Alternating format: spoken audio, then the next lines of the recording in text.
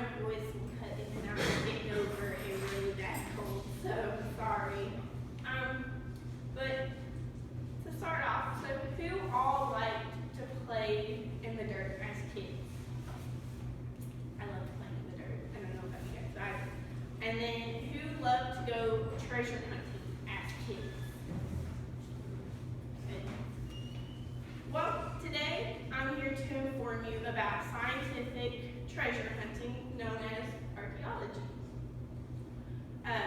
As kids, we all sat there and would go on treasure hunts and thought we were the coolest kids, just finding small fossils and little remnants of G.I. Joes and Barbies and, last week's, like water bottles and things like that. We thought we were really cool. Well, just think about doing that now and finding people's trash from 1,000 years ago, people's trash from 2,000 years ago. And you can do that because you can be an archaeologist.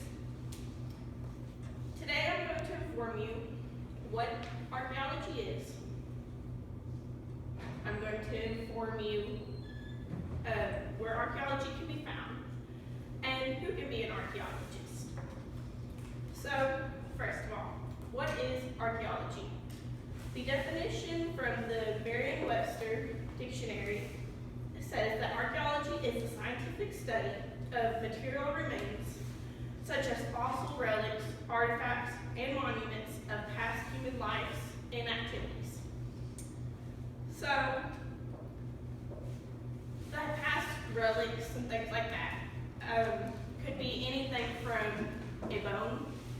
It could be a slave bead from past plantations. It can be anything as small as a piece of glass that was once a part of something bigger, such as a plate or a pitcher from the 1800s. So, archaeology is not like Indiana Jones. You cannot sit there and go and rob a tomb and become famous just for robbing a tomb.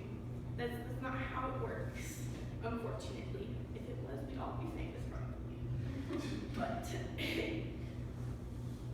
instead, archaeology is much more important and much more tedious. When you do archaeological digs, you have certain tools that you have to use. Right here, these are what you use to dig. You do not sit there and use a huge shovel and just start digging out of nowhere. You sit there and you scrape layer by layer the dirt away from wherever you're digging at the site. You just sit there and you have to count each layer. And you can't sit there and be like, oh, I found this artifact, and sit there and just dig it up, because that ruins the whole entire scientific layers around it. And you need those layers to sit there and time from when it was, to tell if it was from the 1800s or if it was from yesterday. Another thing that archaeologists do is this. There's no specific name for it. We just call it the shaker. When I'm out in the field, we just call it the shaker. When you get dirt that you scrape away, you sit there and you have to dump the dirt into the shaker, and you sit there and you run your hand. And typically, we want you to have gloves on, because we don't want you to get cut by glass or rusty nails. And you sit there and you can find artifacts that way. It's very tedious. It's not as simple as, oh, we randomly stumble upon a tomb and we find the next great artifacts. And who can be an archaeologist? You can be an archaeologist. I can be an archaeologist. I am training to be an archaeologist. And you as a kid can be an archaeologist. The archaeological field is open to anyone and everyone.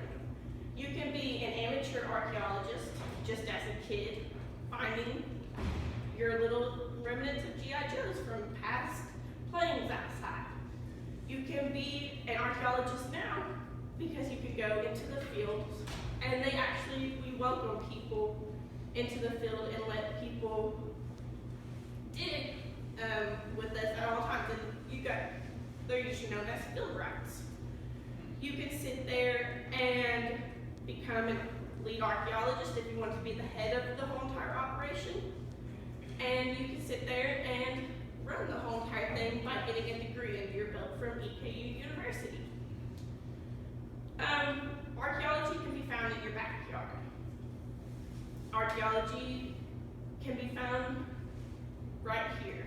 This can be considered archaeology tomorrow. Tomorrow this could be, all gone, and next year they can start doing archaeological digs and they can find the remnants of Combs Building. Archaeology is everywhere you can go to. Egypt, you can go to your grandma's house, you can go to China, you can go anywhere to do archaeological digs. So in conclusion, I've done my best to inform you of what archaeology is and who can be an archaeologist and where it can be found. I hope today you guys I've sparked an interest in your archaeological senses, and I hope you all want to be an archaeologist.